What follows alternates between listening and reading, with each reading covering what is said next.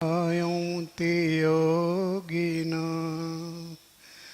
कामदं मोक्षदं चैव ओंकाराय नमो नमः। अर्हन्तो मङ्गलं नित्यं सिद्धा जगति मङ्गलम् मङ्गलं साधव सर्वे जैनधर्मोऽस्तु मङ्गलम् मङ्गलं देव सर्वज्ञं निर्ग्रन्थो गुरुमङ्गलं मङ्गलं वीतरागश्रुत जैनधर्मोऽस्तु मङ्गलम् मङ्गलं भगवान् वीरो मङ्गलं गौतम प्रभु मङ्गलं स्थूलिभद्राद्या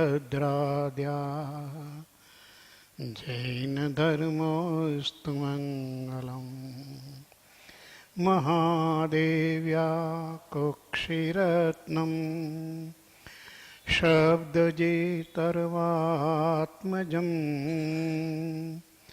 राजचन्द्रमहं वन्दे तत्त्वलोचनदायकं प्रभु तत्त्वलोचनदायकम्।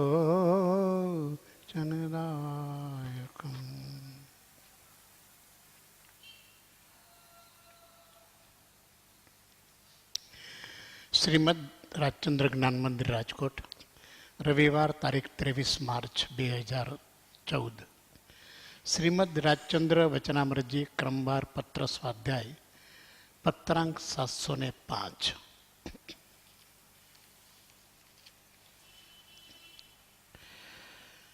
વડવા ભાદ્રપદ સુદ 11 ગુરુવાર 1952.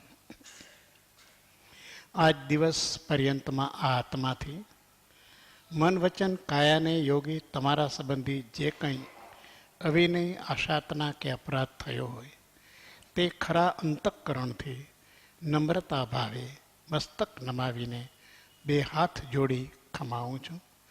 તમારા સમીપવાસી ભાઈઓને તે જ પ્રમાણે ખમાવું છું. કૃપાળુ દેવે ચાતુર્માસ રાળજમાં કર્યું હતું અને ત્યાંથી વડવા પધાર્યા છે.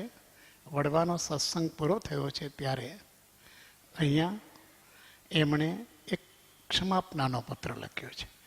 જ્ઞાનીઓ પણ તીર્થંકર પરમાત્માએ જે આચારનો ક્રમ કીધો છે તે ક્રમ પ્રમાણે એ જાળવે છે. ગમે તેવા જ્ઞાની છે તો પણ જેની સાથે મુમુક્ષુ સાથે એમનો સંબંધ છે એમને અહીંયા ક્ષમાપના માગી છે. ક્ષમાપના રાખવાની હોય, માગવાની હોય અને આપવાની હોય. એમાં માગવાની પર પ્રત્યય થાય છે, રાખવાની સ્વની છે, આપવાની પણ પોતાની સ્વની ભૂમિકા છે. તો કોઈ જીવ પ્રત્યે લેશ માત્ર પણ કોઈ પણ પ્રકારનો ભાવ દૂરપણાનો ન રહે. ક્ષમાપના માગવાથી જીવનું અહમપણું ઓગળી જાય છે, અભિમાન રહેતું નથી. તો આ એક અદ્ભુત સ્થિતિ જ્ઞાની પુરુષોની છે. અહીંયા આ પત્રથી આપણને ખ્યાલ આવે કે કૃપાળુ દેવ જેવો પરમ જ્ઞાની જેની પાસે અનેક લોકો પરમાત્મા સ્વરૂપ માની અને કલ્યાણની પ્રાપ્તિ માટે જતા હતા, એમને પણ આ પ્રભુ આ વિનય ચૂકતા નથી. અને એમાં મન વચન કાયાના યોગથી અવિનય આશાતના અને અપરાધ એની ક્ષમાપના માગે છે. પત્રાંક 706 વડવા સ્તંભતીર્થ સમીપ ભાદરવા સુદ 11 ગુરુવાર 1952.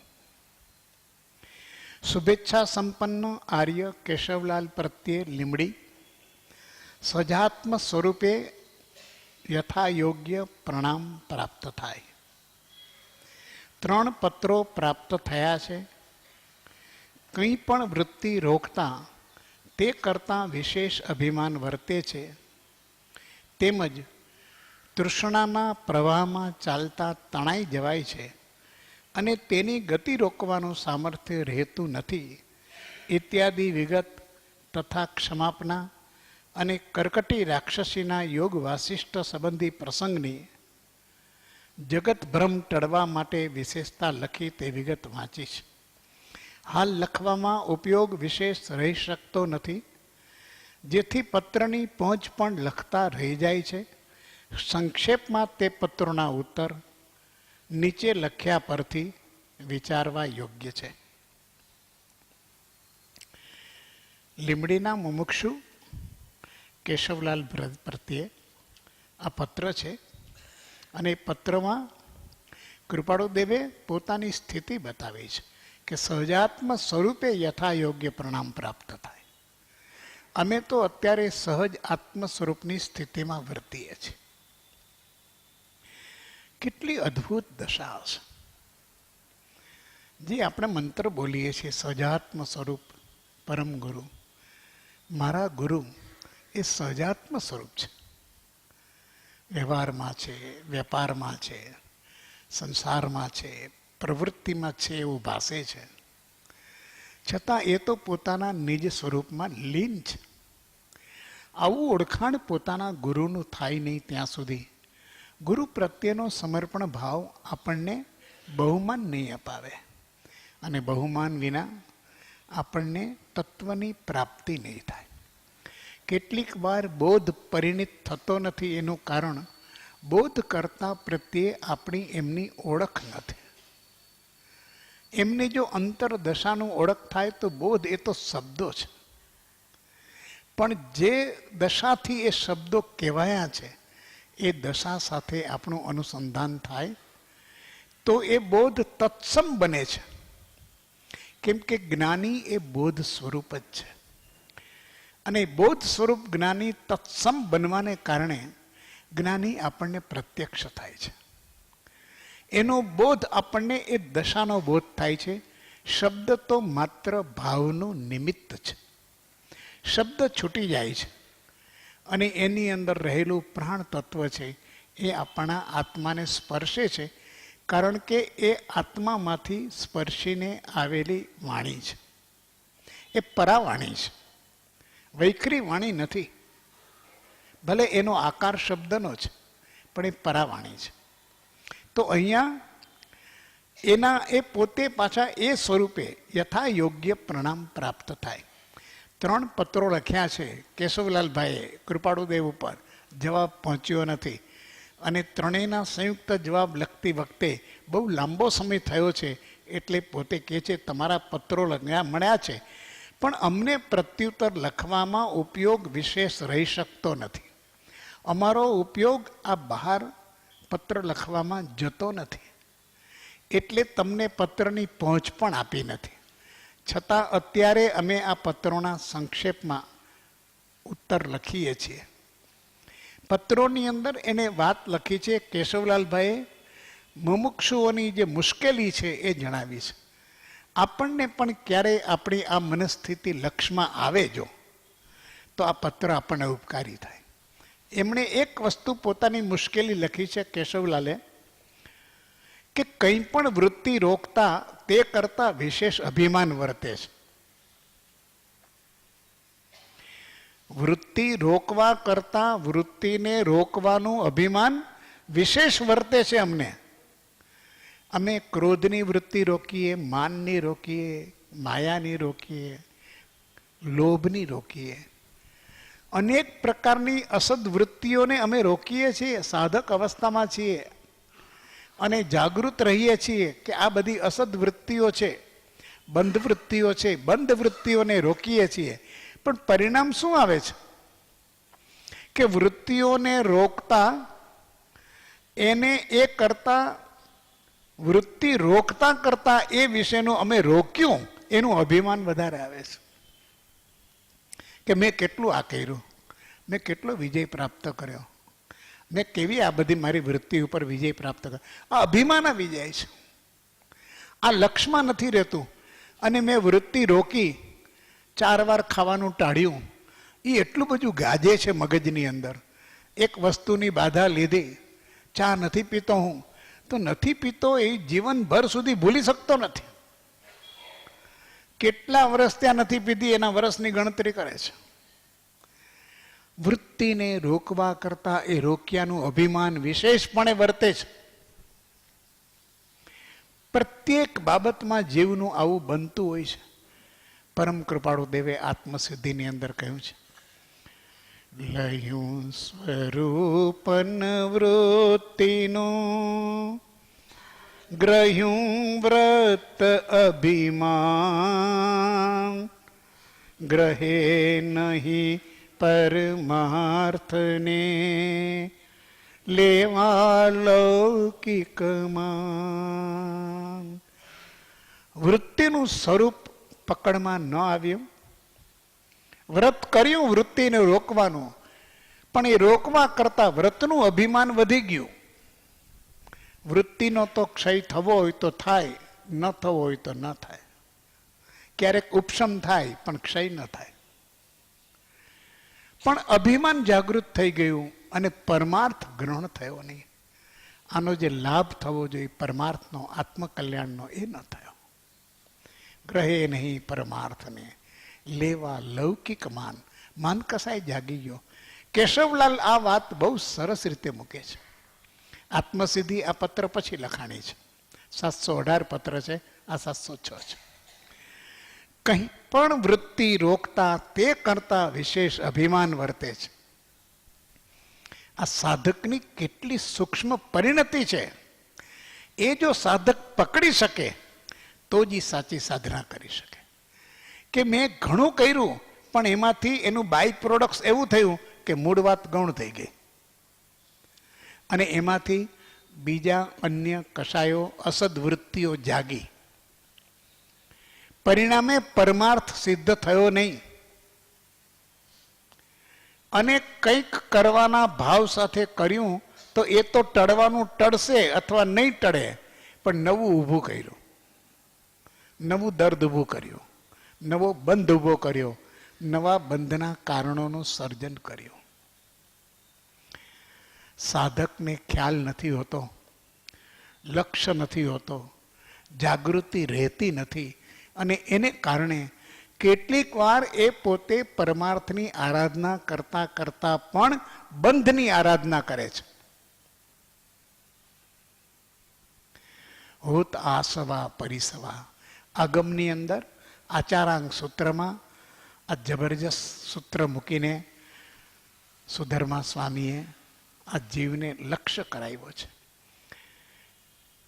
કે આપણે જે સંવર કરીએ છીએ એ આશ્રવ થઈ જાય છે, એ બંધનું કારણ બને છે. મારો પરમાર્થ એ પણ મારા સંસારનું કારણ બને છે, મારા પરિભ્રમણનો હેતુ બને છે. સાધકની આ જાગૃતિ એ જ સાધકતા છે. હું આ કરું છું ને તે કરું છું ને આમ કરું છું ને આ આવડે છે ને તે આવડે છે ને, એટલો બધો લોકની અંદર અભિમાનથી ફૂલાતો ફરે છે કે એને ખ્યાલ નથી કે એના અંતઃકરણની અંદર વૃત્તિઓનું તોફાન કેવું છે. એ સંવરને પણ આશ્રવમાં ફેરવી નાખે છે, એ પરમાર્થને પણ સંસારના હેતુ બનાવી નાખે છે. આ લક્ષ્ય એને પડતો નથી. આટલો બધો એનો કસાયનો અભિગમ એનામાં આવી જાય છે. તો કે છે કે વિશેષ અભિમાન વર્તે છે. ક્રિયા કરવા છતાં અભિમાન વિશેષ વર્તે છે ક્રિયાનું. અને તેમજ તૃષ્ણાના પ્રવાહમાં ચાલતા તણાઈ જવાય છે, અને તેની ગતિ રોકવાનું સામર્થ્ય રહેતું નથી.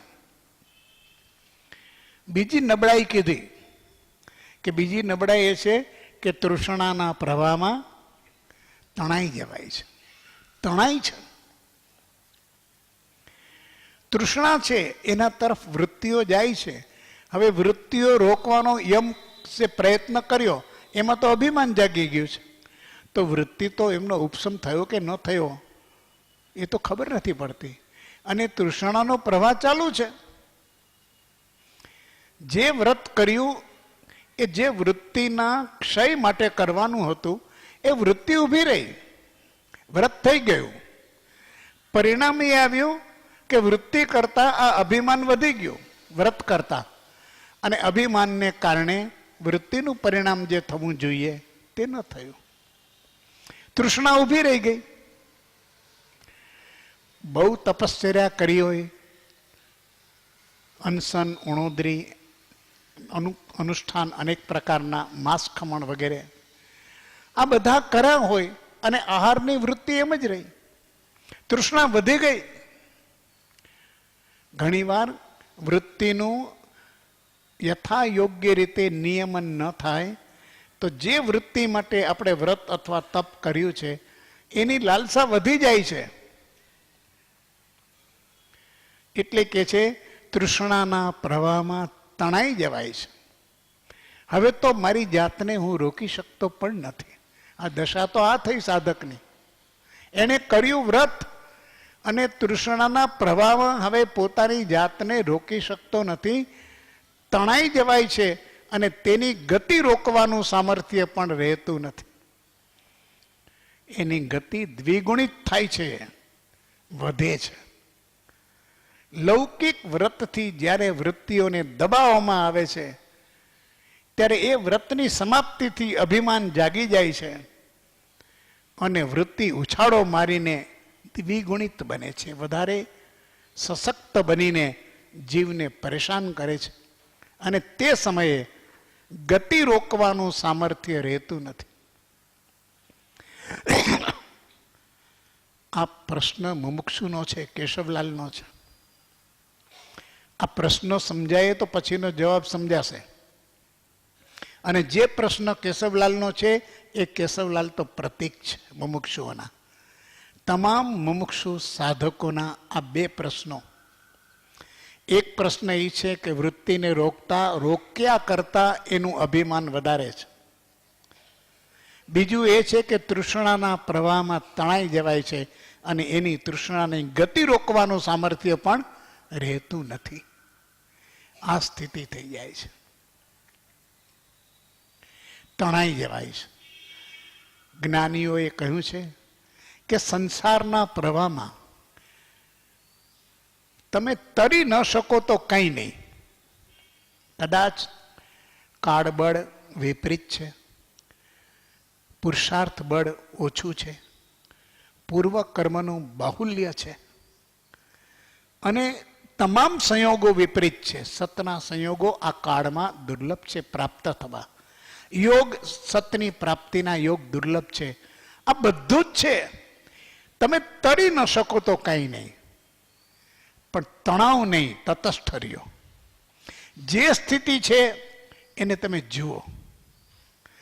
તમે જુઓ કે પ્રબળ છે, એ આંખ છે, આ છે, આ છે. કલ્યાણના કારણો અત્યારે બહુ નિષ્ફળ જાય છે, હેતુઓ નિષ્ફળ જાય છે. આ શું થાય છે?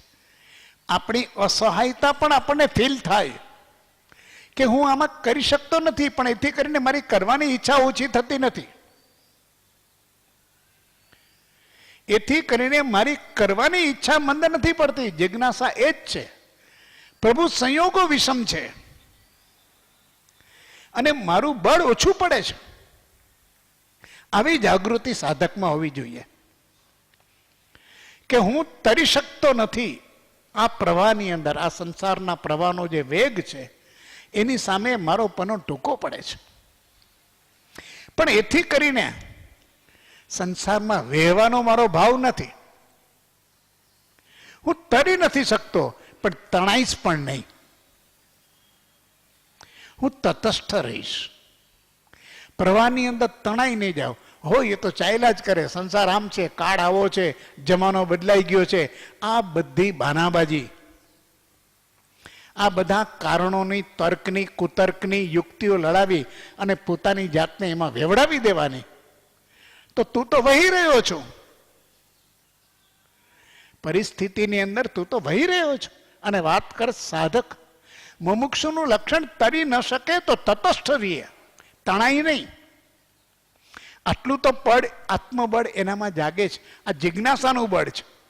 જો જિજ્ઞાસા ખરેખરી હોય, ભક્તામર સ્તોત્રમાં પણ કહે છે કે એવો ભવ સમુદ્ર છે, સ્વયંભૂ રમણ સમુદ્ર મોહ જેવો, કે કોઈ પોતાના હાથે બાહુ જોડેથી આ સાગર તરી શકતો નથી. હું પણ મારી આની નાની નૌકા લઈને નીકળું છું. જીવનની મારી નૌકામાં કોઈ સામર્થ્ય નથી, પણ એથી કરીને મારે ડૂબવું નથી, તણાવવું નથી. તારી ભક્તિના સહારે, તારી શ્રદ્ધાના સહારે એ પ્રભુ મારે તરી ન શકાય તો તટસ્થ રહેવું છે, પણ તણાવવું નથી. આ એક જબરજસ્ત સંકલ્પ સાધકની અંદર આવવો જોઈએ, એ વિચાર થવો જોઈએ. અહીંયા તો કરવાનો પ્રયત્ન કરે, અને જ્યાં સુધી લૌકિક માન મળતું હોય ત્યાં સુધી કરે, અને જરાક નબળો પડે એટલે શું કે બધે આવું જાયલા કરે છે. હવે બધાની ક્યાં તું માંડસ? આખી દુનિયામાં પાપ હાલે છે, એથી કરીને તને પાપનો પરવાનો નથી. બતાવો સાહેબ, બીજે ક્યાં છે? બીજા ઉપર બેઠો છું કે તારી પોતાની મુક્તિની સાધના કરવી છે તારે? લક્ષ્ય કેમ બહારની વિકૃતિ ઉપર જાય છે? કેમ બહારની નબળાઈ ઉપર આપણને આશ્વાસન લેવાનું મન થાય છે? બધે આમ જ ચાલે છે, અને બધાના લિસ્ટ કરી રાખ્યા હોય. નાપાસ થયેલો છોકરો ઘરે આવે ત્યારે પોતાના પરિણામ સાથે સ્કૂલમાં જેટલા નાપાસ થયા હોય એનું પરિણામ એને મોઢે હોય કે મમ્મી ઓલો નહીં, તારી બેનપણીનો દીકરો એ નાપાસ થયો, ઓલા આપણા બેનના સસરાના ઓલા થાય એ નહીં, એ નાપાસ થયો. એની પાસે બધું લિસ્ટ હોય. એટલે માત્ર મને ઓછા માર્ક આવ્યા છે, હું નાપાસ થયો છું, એના ઉપર લક્ષ ન જાય. એની બદલે બધે આમ થયું છે. સાધકને આ છેતરામણી વૃત્તિ કેટલી બધી સતેજ છે આપણી. જરાક પોતે કરતો હોય ત્યાં સુધી હું પણ અમે આમ કરી છે ને આપણે આમ કર્યું છે ને અમારામાં તો આમ છે, અને જ્યાં જરાક ન થાય બધે આમ જ હાલે છે. તમને ખબર નથી, હું આમ જ થયું, ઓલામાં આમ જ થયું, ઓલાએ આમ જ કર્યું, અપાસરામાં આમ જ છે, દેરાસરમાં આમ છે. તને એટલા માટે આ બધું કીધું છે મોક્ષ માર્ગ કે ગામમાં શું હાલે છે એ જો, અને ગામમાં બધું હાલે તો જ તારું કલ્યાણ છે એમ? અરે તારા ઉપરથી દ્રષ્ટિ ઉઠાવી અને સીધું પરમાં લગાવે છે, અને આશ્વાસન લે છે એની અંદર. એટલે સીધો એ સંસારના પ્રવાહમાં તણાઈ જાય છે. નિર્બળતાના પ્રવાહમાં, દુર્બળતાના પ્રવાહમાં એ તણાઈ જાય છે. આપણે કહીએ કે તારો વૈરાગ્ય નબળો કેમ? અરે આને જુઓ ને, આ વૈરાગ્ય છતાં એ બધું રાખે જ છે ને. લ્યો, હવે કોક દોષ કરે છે એ આપણો આધાર છે? કોક દોષ કરે છે એ આપણો આધાર છે? આપણે ગુણ નિર્મિતિ કરવી છે, તો ગુણની નિર્મિતિમાં અન્યના દોષ આપણી પ્રેરણા ન બની શકે. એને મુબારક. તે સમયે સાધકની દ્રષ્ટિ એ જ છે. એની અંદર કહે છે, અને પછી એક બીજું, ક્ષમાપના અને કર્કટી રાક્ષસીના યોગ વાસિષ્ઠ સંબંધી પ્રસંગની જગત ભ્રમ ટાળવા માટેની વિશેષતા લખી તે વિગત વાંચી છે. એ યોગ વાસિષ્ઠનો એક પ્રસંગ છે, મને એ સંસ્મરણમાં છે નહીં. ખ્યાલ હોત તો પહેલેથી જરા અભ્યાસ કરત, પણ થયો નથી, તો અત્યારે એ વાતને આપણે ગૌણ કરીએ છીએ. એ લખી છે, એ કહે છે કે ટળવા માટેની વિશેષતા લખી છે, પણ એ પણ વિગત કૃપાળુદેવ કહે છે અમે વાંચી છે, પણ હાલ અમારો ઉપયોગ વિશેષ રહી શકતો નથી. અને તેથી કરીને જે કંઈ અત્યારે તમારા પત્રોના સંક્ષિપ્ત પ્રશ્નો છે એનો ઉત્તર સંક્ષેપમાં અમે તમને અત્યારે આ સમયે જણાવીએ છીએ. અને જણાવતા સમયે પોતે સહજ આત્મ સ્વરૂપ સ્થિતિમાં છે. માત્ર કેશવલાલ પ્રત્યેની કરુણાને કારણે આ પ્રભુએ પોતાના ઉપયોગને પ્રશ્નોત્તરની અંદર વાળ્યો છે.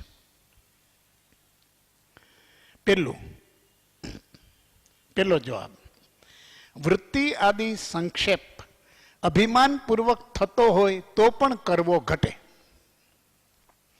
વિશેષતા એટલી કે તે અભિમાન પર નિરંતર ખેદ રાખવો.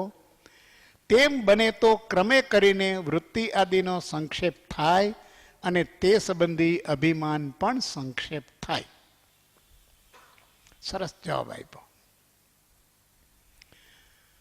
એક બે લીટીની અંદર આવો એનો પ્રશ્ન સનાતન મુમુક્ષુઓનો કે અમને વૃત્તિ કરતા અભિમાન ચડી જાય છે, તો હવે અમારે એવા કોઈ સાદા સાધનો કરવા કે ન કરવા? તપશ્ચરણના સાધનો કરવા કે ન કરવા? મૂકી દેવા બધા? તો કે છે ના, કરવા. જો આ જ્ઞાની પુરુષ અભિમાન પૂર્વક પણ વૃત્તિનો સંક્ષેપ થતો હોય તો કરવો. વૃત્તિનો સંક્ષેપ તો કરવો જ. બંધ વૃત્તિઓને સમાવવી અથવા નિવર્તાવવી 510 એ સતત કર્તવ્ય છે. વૃત્તિઓને બેફામ જવા ન દેવી. વૃત્તિઓ સંસાર પરિભ્રમણનું હેતુઓ છે. તો વૃત્તિઓનું કદાચ એના ઉપર સંક્ષેપ કરવાનું અભિમાન થતું હોય, કદાચ થઈ આવે તો પણ વૃત્તિ સંક્ષેપ કરવો, એમાં રોકાવું નહીં. તો સાહેબ ઓલું અભિમાન થવા દેવું? તો કે વિશેષતા એટલી છે, અમે જે કહીએ છીએ આ જ્ઞાનીનું માર્ગદર્શન, કે અભિમાન પર નિરંતર ખેદ કરવો. શેના ઉપર ખેદ કરવો? અભિમાન પર. કે મેં આટલું કર્યું એનું મને અભિમાન આવી ગયું, અરે રે. અને અભિમાન ઉપર ખેદ કરતી વખતે જે મહાપુરુષો થયા છે, આવા જેમને ભયંકર ઘોર પરિશ્રમ ઉપસર્ગ સહન કર્યા છે, એમને જે વૃત્તિ સંક્ષેપ કરવામાં જે પુરુષાર્થ અને સામર્થ્ય બતાવ્યું છે, એની પાસે મારું તો કંઈ જ નથી. હું શું અભિમાન કરું? અરે ગજ સુકુમારને માથે સગડીની જેમ કોલસા બળે છે અને છતાં એને કોઈ અરેરાટી થતી નથી. તો હું કયું મગતરું આ નાની વાતની અંદર મારું અભિમાન લઈને ફરું છું? 12 મહિના સુધી તપ કરનાર એ બાહુબલી વેલીઓ વીટાઈ જાય છે અને 3 ઋતુઓના પ્રત્યાઘાતને જે સહન કરે છે, અને છતાં અડોલ પર્વતની માફક પર્વત ઉપર ઊભા છે. અડોલ આસન ને મનમાં નહીં ક્ષોભતા. એને યાદ કરવું. પૂર્વજોના આવા પરિસહને ઉપસર્ગને, એમની ઘટનાઓને, એવા ઇતિહાસના ચરિત્રોને એ યાદ કરી અને આપણું અભિમાન છે એના ઉપર ખેદ કરવો કે આટલામાં મને અભિમાન આવ્યું. અરે ચંપા શ્રાવિકા 6 મહિનાના તપ કરે અકબરને પ્રતિબોધ પમાડવા માટે. એ હિંસકના રાજમાં હિંસાનો યજ્ઞ આદરે આટલું તપ કરે છે, અને ભાવ કેવા છે. અને હું અભિમાન કરું? ખેદ કરવાનો અભિમાન ઉપર. આગમના, પરંપરાના, ઇતિહાસના આવી ઘટનાઓ, આવા મહાપુરુષોના ચરિત્રના સ્મરણ કરીને અરે નાનું એવું મને પ્રતિકૂળતા આવે છે અને હું અભિમાન કરું છું એનું. ક્યાં પરમ કૃપાળુ દેવ, એને ધંધાની અંદર એનું અભિમાન કેટલું હતું? તો કે લેશ માત્ર નહીં. કરોડોની વાતને જતી કરવી હોય તો કાચી મિનિટની અંદર એ જાય. પરિસર ઉપસર્ગ સહન કરવા હોય તો જાણે કંઈ બન્યું જ નથી. કોઈના પ્રત્યે કિંચિત માત્ર પણ રંજ પણ ન થાય. જ્યારે વૃત્તિનો સંક્ષેપ કરવાનું અભિમાન આવે ત્યારે વૃત્તિનો સંક્ષેપ તો કરવો જ, પણ વિશેષતા એટલી કે અભિમાન ઉપર ખેદ કરવો. કે મને આ ભાવ આવ્યો એ બરોબર નહીં. મેં કંઈ બહુ મોટું પરાક્રમ કરી નાખ્યું છે એવું નથી. મેં કંઈ ઈડરિયો ગઢ જીતી નથી લીધો, માટે મારે અભિમાન કરવા જેવું તો કંઈ જ નથી.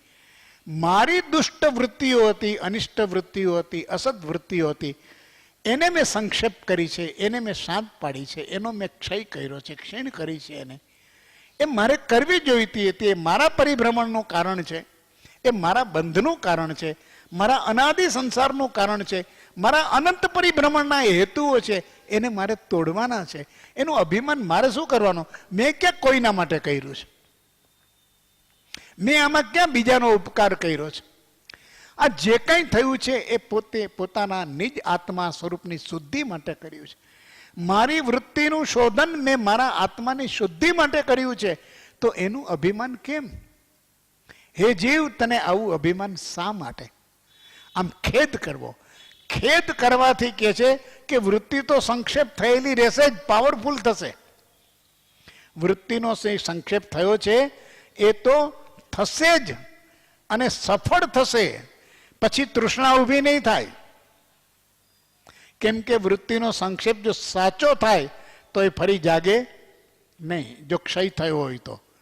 અને એ સંબંધી અભિમાન પણ સંક્ષેપ થાય. બે લાભ થશે. વૃત્તિનો સંક્ષેપ પણ થશે, અભિમાનનો સંક્ષેપ પણ થશે. આ જ્ઞાનીનું કેવું અદ્ભુત યુક્તિ પ્રયુક્તિથી આપણને આ બોધ છે.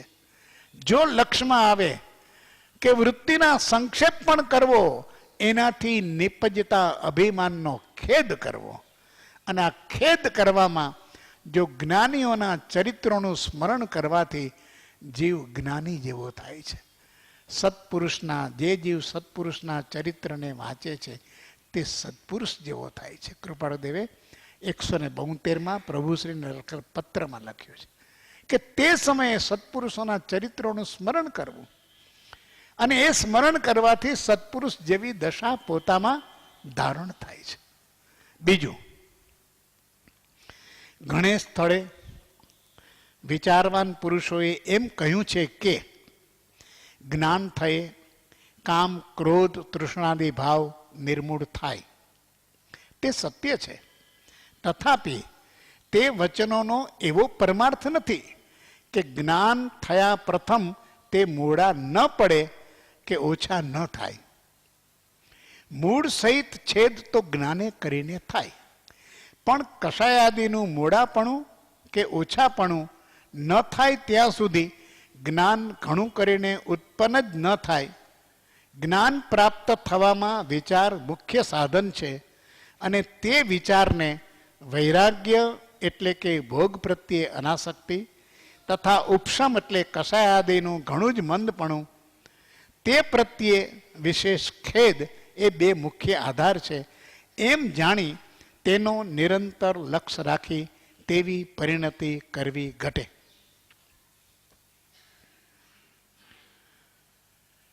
પ્રવાહમાં તણાઈ જવાય છે, રોકવાનું સામર્થ્ય નથી. વૃત્તિ સંક્ષેપ કરતા અભિમાન થઈ આવે છે. શું કરવું? પરમાર્થના માર્ગમાં ચાલવું કેવી રીતે? કાળ દુષમ છે, સંયોગો વિપરીત છે, સતના યોગ દુર્લભ છે, પૂર્વનું આરાધકપણું નથી, કર્મનું બાહુલ્ય છે. પ્રભુ આ સ્થિતિની અંદર મુમુક્ષુ જીવ શું કરે? સાધક પોતાની પરમાર્થની યાત્રા ઉપર આગળ કેવી રીતે વધે? કહ્યું છે જ્ઞાનીઓએ તો કેટલીક જગ્યાએ જરા નહીંથી વાત મૂકી છે. એમાં એમ કહ્યું છે કે જ્ઞાન થયે કામ, ક્રોધ, તૃષ્ણાદિ ભાવ નિર્મૂળ થાય. જ્ઞાન ન થાય ત્યાં સુધી ન જાય. કામ, ક્રોધ, તૃષ્ણાદિ ભાવ આ બધા કશાય વિભાવ વિકાર છે, એનું સ્વરૂપ છે. એ કે છે જ્ઞાન થાય તો જ જાય, નહીતર ન જાય. અને જ્ઞાન અમને છે નહીં. જ્ઞાન પ્રાપ્તિના સંયોગો પણ નથી. હવે શું કરવું?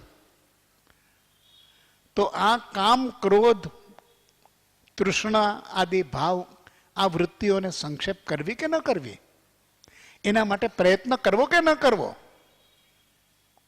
જ્ઞાન થયા પહેલા તો કંઈ કરીશ તો કઈ થાય, એનો કઈ અર્થ નથી.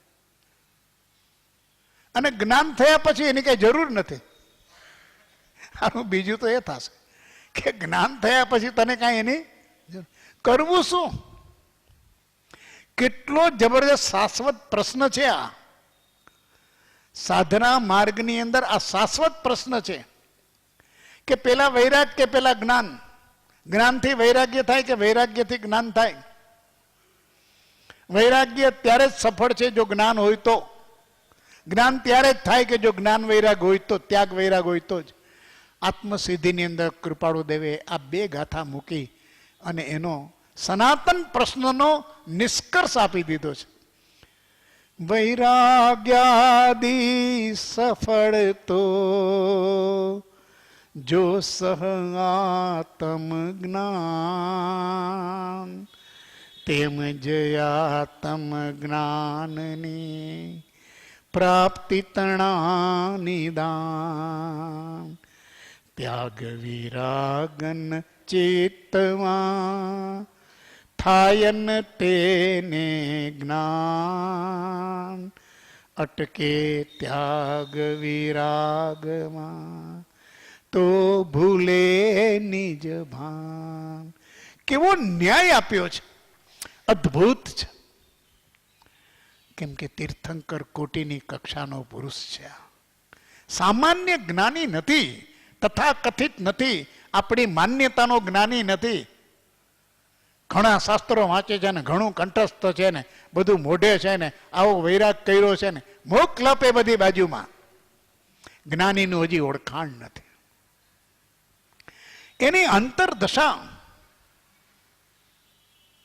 એ હજી પકડાતી નથી. અને એને કારણે જ્યાં ત્યાં જરાક કંઈક વિશેષતા જોઈને જીવ રોકાઈ જાય છે. એને પૂર્ણ જ્ઞાનીનો ઓળખાણ પણ નથી, પરિચય નથી. અહીંયા આ આત્મસિદ્ધિની આ બે કડી વાંચે તો એને ખ્યાલ આવે કે કેવો ન્યાય આપ્યો છે. નથી નિશ્ચયની વાત, નથી વ્યવહારની વાત, એકાંતે કીધી બંને સાથે છે. કે વૈરાગ તો જ સફળ છે કે જો જ્ઞાન થાય. તારો વૈરાગ કર, વૃત્તિ સંક્ષેપ કર, આ બધાનું પરિણામ શું આવવું જોઈએ? જ્ઞાન થવું જોઈએ.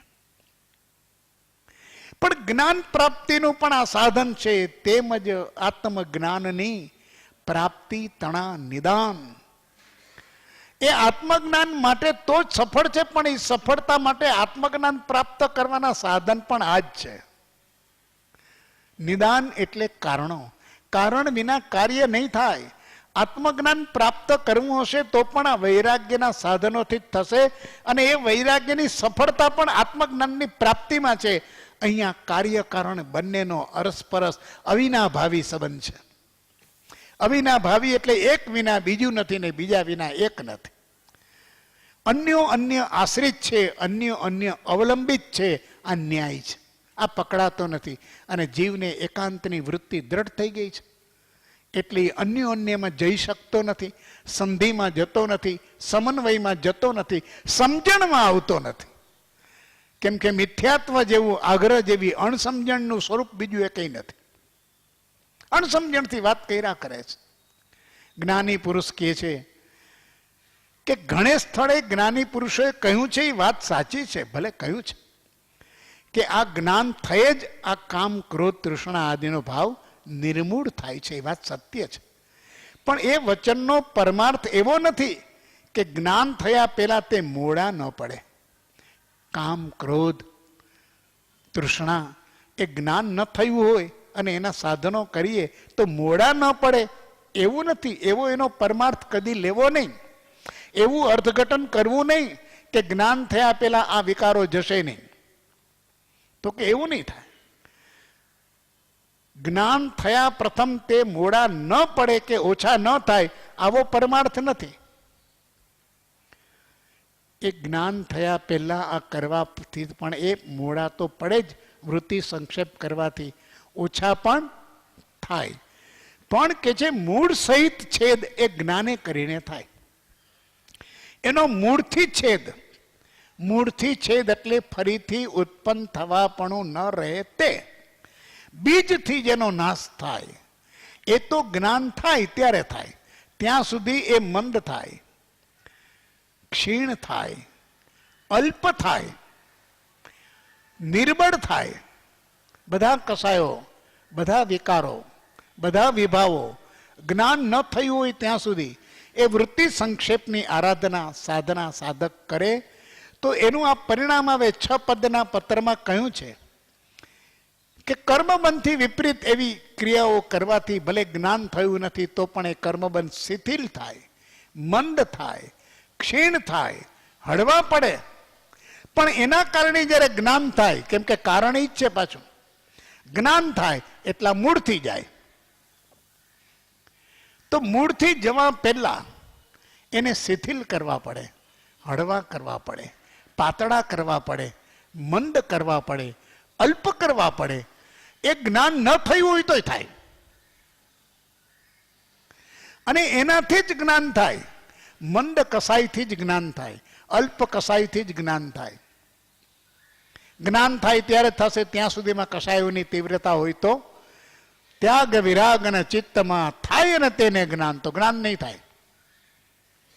અને જ્ઞાન થશે તો આ કસાયો જે ઢીલા પડ્યા છે, પાતળા પડ્યા છે, મંદ પડ્યા છે, અલ્પ થયા છે, એનો મૂળથી છેદ થાય છે, જેને જૈન દર્શનમાં શબ્દ છે અરિહંત. આ શત્રુ છે કસાયો, જીવના અનંત ભાવના શત્રુઓ છે. અરી છે, આના જેવો કોઈ અરી નથી. અંતર કસાયો જેવો કોઈ અરી નથી, શત્રુ નથી. એણે આ પુરુષે જીત્યા નથી, હણ્યા છે, અરિહંત છે. જીતલોપ શબ્દ પણ કૃપાળુ દેવે વાપર્યો છે, પણ એ સાધક અવસ્થાનો છે. પણ કેવળ જ્ઞાન થાય ત્યારે તો એ જ્ઞાનનું ઉત્કૃષ્ટપણું એવું ઉત્કૃષ્ટપણું છે કે ભવના બીજનો નાશ થાય છે અપૂર્વ અવસર. હવે એ ફરીથી ઉત્પન્ન થવાની સ્થિતિમાં જ નથી. બીજ નથી તો વૃક્ષ ક્યાંથી? નષ્ટો બીજ કુતો શાખા. બીજ નષ્ટ થયું છે, ભવાંકુરનું બીજ નષ્ટ થાય છે. અરિહંત અવસ્થા, સહયોગી કેવડી, કેવળ જ્ઞાન થયું છે અને ઘાતી કર્મ સમૂળગો એનો નાશ થયો છે. એક પણ ઘાતી કર્મ હવે ઉગી શકતું નથી, અંકુરો થઈ શકતો નથી, પનપી શકતું નથી. જ્ઞાન થયું છે. જ્ઞાનને અને આ પ્રકૃતિને આવો સંબંધ છે.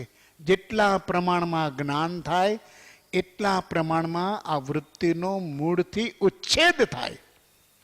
પણ જ્ઞાન નથી થયું ત્યાં સુધી એને હળવા કરી શકાય, એને મોડા પાડી શકાય, એને અલ્પ કરી શકાય. કારણ કે જ્ઞાની પુરુષના વચનનો પરમાર્થ એવો નથી કે જ્ઞાન ન થાય ત્યાં સુધી એ મોડા ન પડે, અલ્પ ન થાય.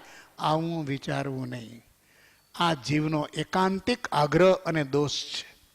અને આત્મસિદ્ધિની બે ગાથામાં આ સનાતન પ્રશ્નનો જે નિષ્કર્ષ છે એ આજ સુધી આ નૈવાદની ચર્ચાવાળા પકડી શક્યા નથી.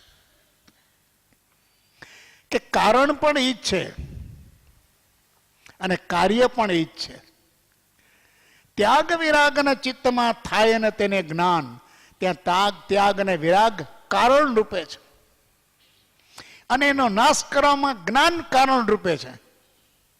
કાર્ય કારણ રૂપે, કારણ કાર્ય રૂપે. આ વસ્તુને સમજવી આ ન્યાય છે.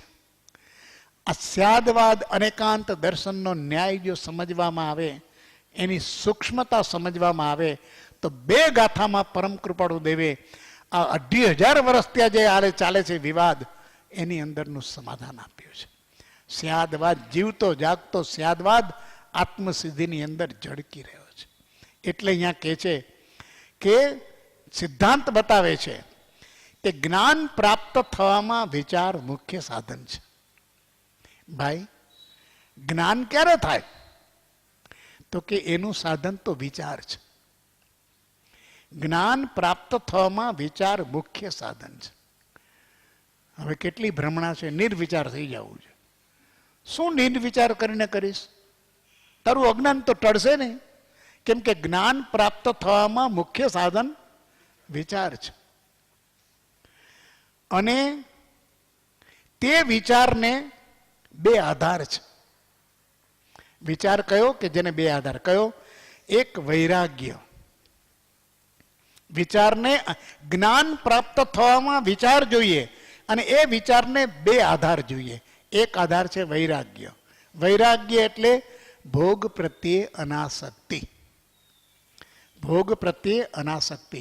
ભોગ પ્રત્યે અનાસક્તિ એટલે કષાયોની વૃત્તિઓને સંક્ષેપ કરવી તે ભોગ પ્રત્યે અનાસક્તિ. અને ઉપશમ, કષાયાદિનું મંદપણું. ઉપશમમાં એનો નાશ નથી કસાયનો, પણ મંદપણું છે, અલ્પપણું છે, કસાયો પાતળા છે, જીવ હળું કર્મી છે, એ મંદપણું છે. અને એ કસાયો પ્રત્યેનો ખેદ નિરંતર જાગૃત રહેવો તે છે.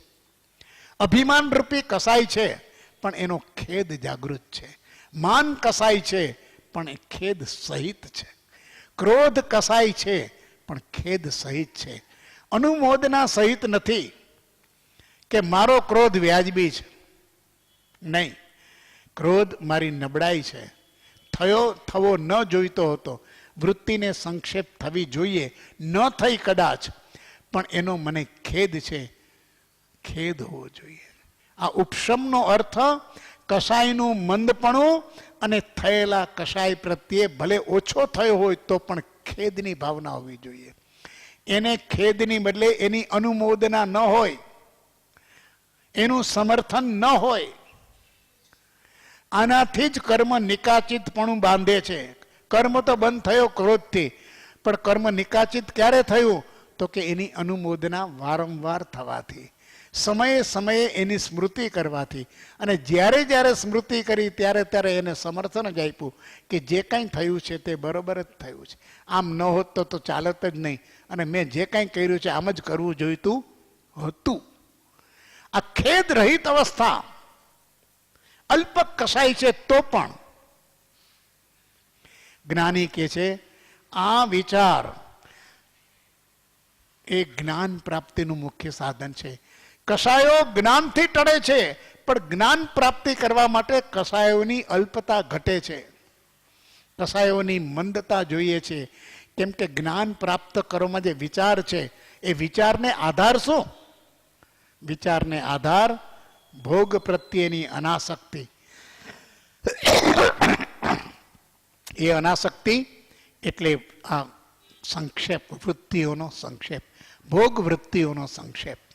અને ઉપશમ કસાય જે હોય એ કસાય અલ્પ પ્રમાણમાં હોય, મોડા પૈડા હોય, પણ એ થોડો હોય તો પણ એના પ્રત્યે એને ખેદ વર્તે કે અમે આ શું કામ કર્યું, કેમ થયું. કદાચ નિમિત્તના કારણે થયું, વશ ન રહ્યા, આપણે આપણી જાત ઉપર ન રહ્યા. કદાચ પૂર્વકર્મ એવું આવીને આવી ગયું ઉદયમાં, આત્મબળ ઓછું પડ્યું, બોધબળ ઓછું પડ્યું, પણ ખેદ તો કરી શકાય ને ભલા માણસ. એની અનુમોદના તો ન હોય, એનું સમર્થન તો ન હોય, તો એનું નિકાચિતપણું ન થાય, એનું સંક્રમણપણું થાય, તૂટે. પ્રાયશ્ચિત, આલોચના, ક્ષમાપના આ શું છે? થયેલા પાપને નિરસન કરવાનું. ક્ષય થઈ જાય, બંધ આત્માના પ્રદેશ સાથે રહી ન શકે. પ્રાયશ્ચિતનો અગ્નિ પ્રગટે તો ફરી ન કરવાના પ્રત્યાખ્યાન, તો આલોચના, પ્રત્યાખ્યાન, કાયોત્સર્ગ, ક્ષમાપના, આ બધા કેવા સાધનો આપ્યા છે? આ ખેદના છે. કે એને ખેદ છે થયેલા પાપ પ્રત્યે. તો હું આલોચના કેની કરું છું? પાપની કરું છું. હું પ્રતિક્રમણ શેનું કરું છું? પાપનું કરું છું. મેં કાંઈ આજે પરમાત્માની પૂજા કરી એની આલોચના કરું છું કે આ ન થવી જોઈએ, ખોટું કર્યું. મેં કંઈ દાન કર્યું કોઈ જગ્યાએ, એની આલોચના કરવી છે. પુણ્યની આલોચના નથી, સુકૃતની આલોચના નથી. આલોચના જે થાય છે એ દોષની, અપરાધની, પાપની, જાણતા અજાણતા, મન, વચન કે કાયાથી, સૂક્ષ્મ કે બાદર રીતે, મોહથી, અજ્ઞાનથી કે પ્રમાદથી, પણ પાપની, અશુભની.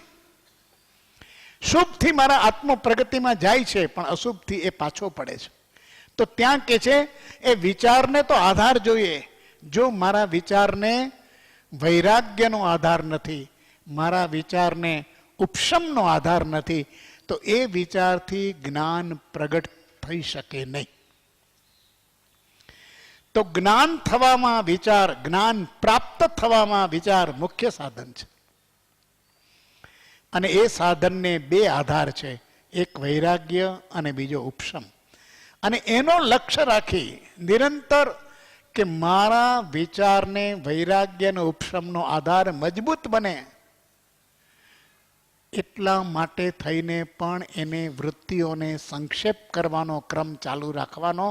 જ્ઞાન થયું હોય કે ન થયું હોય, પણ વિચાર પાકો થાય, વિચાર જ્ઞાનમાં પરિવર્તિત થાય, માટે વૃત્તિઓને સંક્ષેપ રૂપ આ પ્રકારના વૈરાગ્ય અને ઉપશમની ક્રિયાઓ આવશ્યક છે. એમાં કદાચ અભિમાન રૂપી થયું તો એ કસાય થયો. અભિમાન થયું, મેં તપ કર્યું, એ મારો વૈરાગ્ય છે, પણ એનું અભિમાન આવ્યું, એ મને ઉત્પન્ન થયેલો કસાય છે. તો કસાય પ્રત્યે ખેદ કરવો, નિરંતર ખેદ કરવો. એ કસાય જ્યાં સુધી જાય નહીં, મનમાંથી ટળે નહીં, એની સ્મૃતિ ખતમ ન થાય ત્યાં સુધી એના પ્રત્યે ખેદ કરવો. એ ખેદ કરવાથી એ સંક્ષેપ પામી જાય. તો અહીંયા કહે છે કે એનો નિરંતર લક્ષ્ય રાખી તેવી પરિણતિ કરવી ઘટે. શું પરિણતિ કરવાની છે?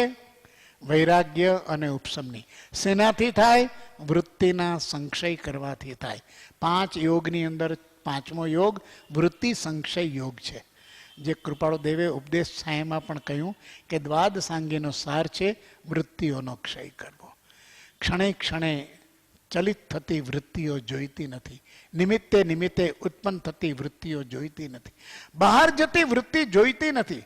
એક જ અવસ્થા કરવી છે. આ વૃત્તિને નિમિત્તનું જોર હોય, કર્મનું જોર હોય કે પોતાના રંજિત ભાવનું જોર હોય, એને સમાવીને વૃત્તિને અંતરમાં જીવ તરફ અંતર્મુક્તામાં વાળવી છે.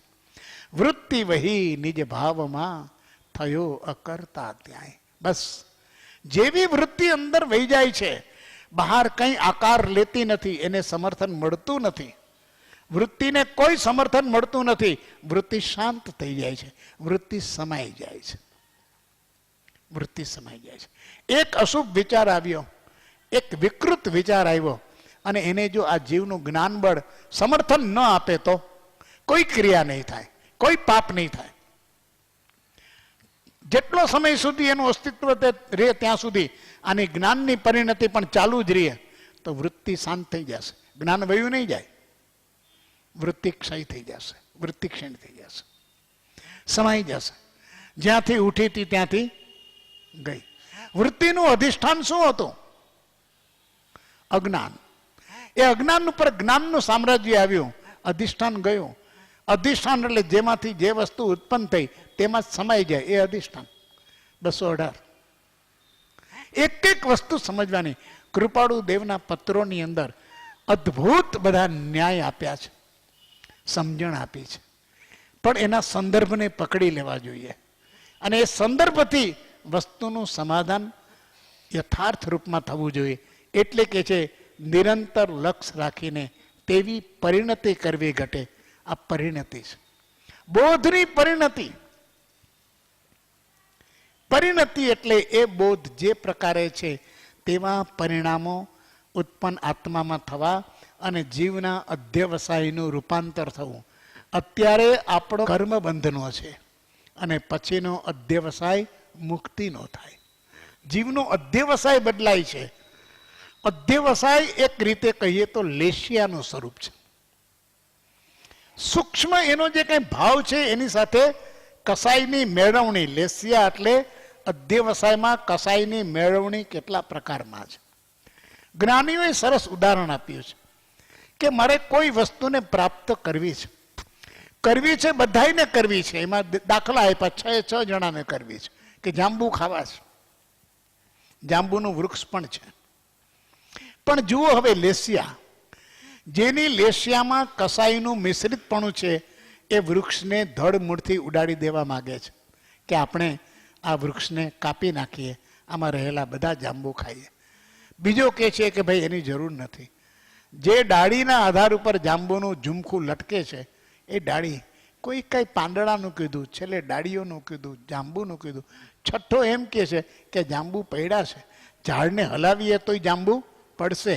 તો પડેલા જાંબુ આપણું કામ પૂરું કરે છે, માટે આપણે વૃક્ષને કોઈ પણ પ્રકારની હાનિ પહોંચાડવાની આવશ્યકતા નથી. આ લેશિયા એનો અધ્યવસાય છે. લેશિયા એટલે એમાં કસાઈનો મેળવણી કેટલી છે? તો કે આને કાંઈ નથી. કેટલાય જીવોના સાધનાને કારણે, પોતાની નિરંતર મુમુક્ષુતાને કારણે એની લેશિયા શુદ્ધ થાય છે, એની લેશિયા શુભ બને છે. જીવને ખ્યાલ નથી આવતો કે આ વ્રત તપ નિયમ, આ જે કંઈ યમ નિયમના આપણે પાલન નથી કરતા, આપણી લેશિયા એવી ને એવી રહીએ છે, ઉગ્ર રહીએ છે. એટલે કંઈક આપણે જોતું હોય તો મારી નાખો સાલાને, દેખાડી દો એને, નહીં હાલે. શું સમજે છે એના મનમાં? લેશિયા ખરાબ છે, અશુભ લેશિયા છે, તીવ્ર બંધનું કારણ બની રહી છે, ખબર નથી. પણ જેને પોતાની સાધક અવસ્થાની સતત સાધનાને કારણે એની લેશિયાની શુદ્ધિ થાય છે, અને લેશિયાની શુદ્ધિ થતાં કંઈ પણ વસ્તુ એને કરવી છે ત્યારે જુએ કે ઓછામાં ઓછી હાનિ કેવી રીતે થાય અને મને પ્રાપ્તિ કેવી રીતે થાય? તો કોઈની હાનિ ન થાય, કોઈનો જીવ ન દુભાય, કોઈનું અકલ્યાણ ન થાય, કોઈનું અહિત ન થાય અને પોતાનું કામ થાય. આ શુભ લેશિયાના પરિણામ છે. કામ તો થાય જ છે, પણ શુભ લેશિયાને કારણે એનો બંધ બધો હળવો થાય છે. અને હળવો બંધ એની સામાન્ય પ્રકારની ક્રિયા કરે તો એ બંધના પરિણામ લાંબો સમય સુધી આત્મપ્રદેશ સાથે રહી શકતા નથી. કારણ કે એ શુભ લેશિયાને કારણે એની આખી પ્રદેશની આત્માની શુદ્ધતા છે, તો ત્યાં મલિનતા ટકતી નથી. એટલું સરસ વિજ્ઞાન છે, કર્મ વિજ્ઞાન અદ્ભુત છે. આ લેશિયા શબ્દ જૈન દર્શન સિવાય કઈ મળવો દુર્લભ છે. જીવનો અધ્યવસાય, એ અધ્યવસાયમાં કસાયના પરિણામ યુક્ત અધ્યવસાય એ લેશિયા છે. એ જો આપણે એ લેશિયાને શુભ રાખીએ તો રોજ બરોજની આપણી સાધના, રોજ બરોજનું આપણું ચિંતન, રોજ બરોજના સત્પુરુષના વચનોનો વિચાર આપણી લેશિયાને શુદ્ધ કરે છે. આ પરિણત થાય છે, બોધ પરિણત થાય છે, લેશિયા શુભ થાય છે. શુભ લેશિયા થતા જુઓ કંઈ પણ વસ્તુ બને છે, કંઈ નુકસાન થાય છે તો શુભ લેશિયા વાળો શું કહે છે? સામાન્ય જીવ, ભાઈ તું ધ્યાન રાખજો, તારે કંઈ વાગ્યું નથી હશે, જે થવું તો તે ઇમિજિએટ નિર્ણય લઈ લે છે કે ભાઈ જે થયું છે તે તો થઈ ગયું છે, હવે આના ઉપર વિશેષ એને ખેંચવું નથી મારે. શુભ લેશિયા છે એટલે તરત જ સમી જાય છે. આ ઉપશમ ભાવ છે એનો. કસાયના પરિણામ ત્યાં ઉગી શકતા નથી, આવી એની સ્થિતિ છે. તો આ લેશિયાઓ, આ નાના નાના આપણે જે કંઈ કરીએ છીએ સાધનામાં, વાંચન, દર્શન, પૂજન, શ્રવણ, યમ, નિયમ, આ બધા આપણને ખ્યાલ નથી. જો શુદ્ધ ભાવે થાય તો આપણી લેશિયા સુધારી દે છે. અને જ્ઞાનીઓએ કર્મબંધમાં કહ્યું છે કે જ્યારે આયુષ્યનો બંધ પડે છે ત્યારે જેવી એની લેશિયા હોય એવી એની ગતિ થાય છે. ક્યારે પડશે બંધ ખબર નથી, પણ જ્યારે પડે ત્યારે આ આત્મા શુભ લેશિયા યુક્ત હોવો જોઈએ, અશુભ નહીં. એમાં 3 લેશિયા અશુભ કીધી છે, 3 શુભ કીધી છે. ભાઈ શુભ ન રહી જતો, એકદમ શુદ્ધ લેશિયા, શુક્લ લેશિયા તારી નહીં થાય એ તો જ્યારે અદ્ભુત તું સર્વ સંયમની અંદર રહીશ ત્યારે થશે. પણ ત્યાર પહેલા તારી લેશિયા શુભમાં તો તું આવજે છે.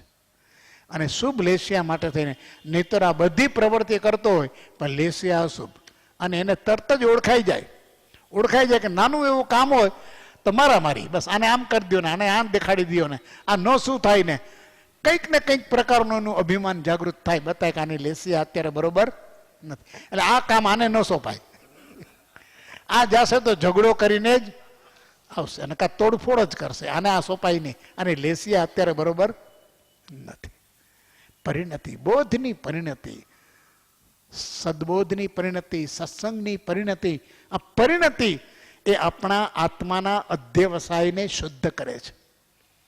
અને અધ્યવસાય શુદ્ધ થતા એમાંથી કસાયનો મેળ છે જે એ ટળતો જાય છે, એટલે લેશિયા શુભ થાય છે. શુભ લેશિયાથી થયેલું કોઈ પણ કાર્ય સદગતિનું કારણ બને છે. કેટલું અદ્ભુત જૈન દર્શનની અંદર એવા નિયમો બતાવ્યા છે આપણને. સામાન્યપણે જીવ પોતાનું કલ્યાણ કરે. કૃપાળુ દેવે કહ્યું મોક્ષ કયો નિજ શુદ્ધતા. તો શું કરવું સાહેબ? સાબુ લઈને ઘસવા બેસવું, બ્રશ લઈ આવવું, એસિડ નાખવો આત્મા ઉપર, હારો બહુ અંદર મેલો છે તો એસિડનો પ્યાલો પી જાવો. ભાઈ આત્મ પ્રદેશને શુદ્ધ કરવા માટે આવું કાંઈ તારે કરવાની જરૂર નથી. પણ આ તારી લેશિયા છે અશુભ, એને શુભ બનાવો. અધ્યવસાય શુભ થાય, શુદ્ધ થાય. અને એને માટે થઈને આ નાના નાના જે કામ છે, દર્શન, વંદન, પૂજન, વાંદણા, યાત્રા, વાંચન, શ્રવણ, બધા નાના નાના કામની અંદર એટલા બધા શુભ ભાવથી તું કર. તારી લેશિયાની શુદ્ધિ થવી જોઈએ, તારો અધ્યવસાય શુદ્ધ થવો જોઈએ. અને તો પછી આ વૃત્તિ સંક્ષય અને જે કરવાનો છે વિચારને વૈરાગ્ય અને ઉપશમનો આધાર મળશે, જે વિચાર જ્ઞાન પ્રાપ્તિનું મુખ્ય સાધન છે. જ્ઞાન પ્રાપ્તિ આપણે સૌએ કરવી છે. બધાનો ઉદ્દેશ એ જ છે કે જ્ઞાન પ્રાપ્તિ થાય, જેથી કરીને આ બધા વિકારો વિભાવો મૂળથી ટળે. અરિહંત થવું છે, અરિહંતની સાધના છે, અરિહંત્યની સિદ્ધિ કરવી છે, પણ મૂળથી જતા નથી. આ તો જાય છે તો એક ભાવમાં ગયા તો બીજા ભાવમાં ઊભા થયા, ચાલ્યા જ કરે છે. આ કસાયનું 20 ચક્ર ચાલુ છે. જો કાઢવા હોય તો તારા વિચારથી જ્ઞાન પ્રાપ્તિ વિના આ મૂળથી છેદાશે નહીં. અને જ્ઞાન પ્રાપ્તિ માટે તારા વિચારને 2 આધાર આપવા જ પડશે. અને 2 આધાર એ વૈરાગ્યનો અને ઉપશમનો. વૈરાગ્યનો ભોગમાં અનાસક્તિ. જેટલા ભોગના પ્રસંગો છે, પ્રકારો છે, બધાની અંદર અનાસક્તિ, મોહ ઓછો કરવાનો. એટલે વૈરાગ્યને આધાર મળે છે. અને મનના પરિણામો છે એની અંદર, કસાયની અંદર તો કે જે કસાયોની મંદતા, એમાં પણ મંદતા સાથે ખેદનો ઉમેરો. આ નવું તત્વ છે કે કસાયો છે ભલે મંદ છે, પણ મંદનો પણ ખેદ વર્તે છે કે આ કેમ થયું, જેથી કરીને ફરીવાર એવી પરિણતિ છે કે થાય નહીં. લેસિયાની શુદ્ધિ થાય ખેદથી. એટલે ફરીથી ક્રોધ થાય તો પણ એની તીવ્રતા ન હોય, એનું લંબાઈ, એ ક્રોધ લંબાઈ નહીં. કસાયો ઉત્પન્ન થાય પણ ટકે નહીં, એનું આયુષ્ય લાંબુ ન હોય, એનો તંતુ ખેંચાય નહીં. આપણે તો તંતુને એટલો બધો ખેંચીએ છીએ, જીવનભર ખેંચીએ છીએ. અને કેટલાય તો એવા નમૂના છે કે એના કસાયના તંતુઓ ભવોભવ ખેંચાય છે.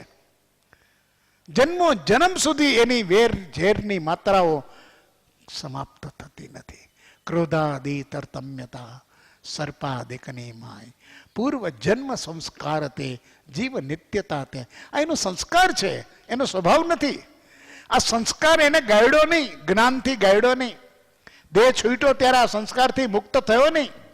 આ સંસ્કાર લઈને જ એને ખેંચો, તંતુને ખેંચો, ખેદ ન કર્યો. જ્યાં જ્યાં દેહ ધારણ કર્યા, દેહના સાધનો મળ્યા, ત્યાં એનું અભિમાન કર્યું. એ અભિમાનને ગાળ્યું નહીં, અભિમાનનો ખેદ ન કર્યો.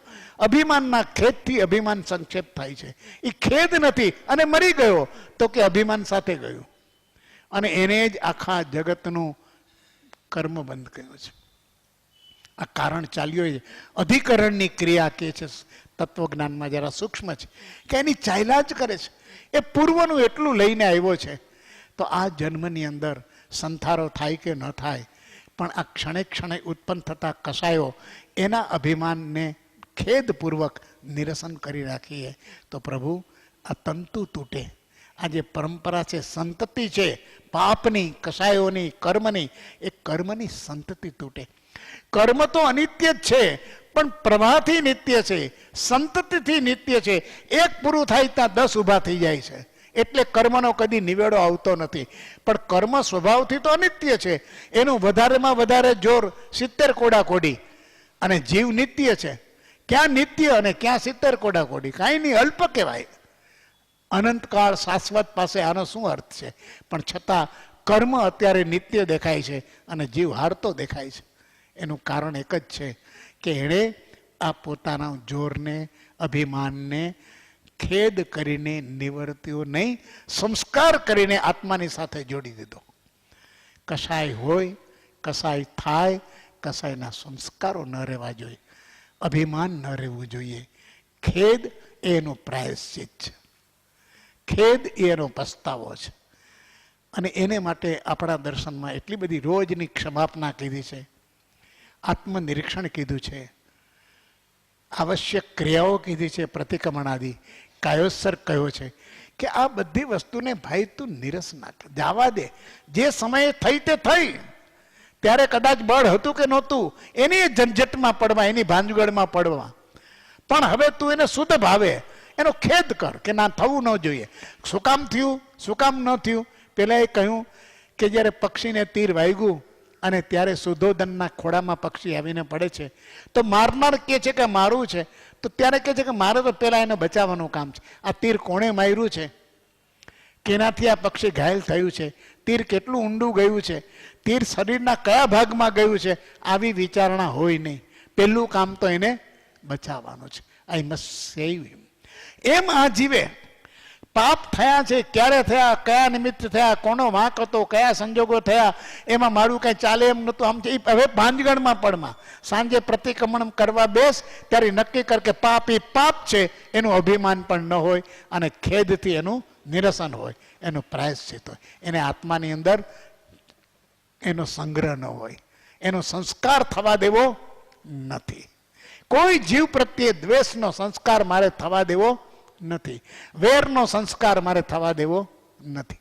બસ આટલી જેને ક્રિયા રોજની આવી જાય છે. અહીંયા આ આવે છે કે વૃત્તિઓ સંક્ષેપ કરવી અને તણાઈ જવાય છે. એ તણાઈ જવામાંથી બચી શકીએ, કદાચ તરી ન શકીએ તો પણ તટસ્થ તો રહી શકીશું. તો તટસ્થતાથી મનુષ્ય જન્મ સુધી પહોંચ્યા છીએ. તણાવાથી તો અધોગતિ થશે, પણ અધોગતિનો બંધ જાય એ પણ મનુષ્ય જીવનની ઘણી મોટી સાર્થકતા છે. સત્પુરુષોનું યોગબળ જગતનું કલ્યાણ કરો.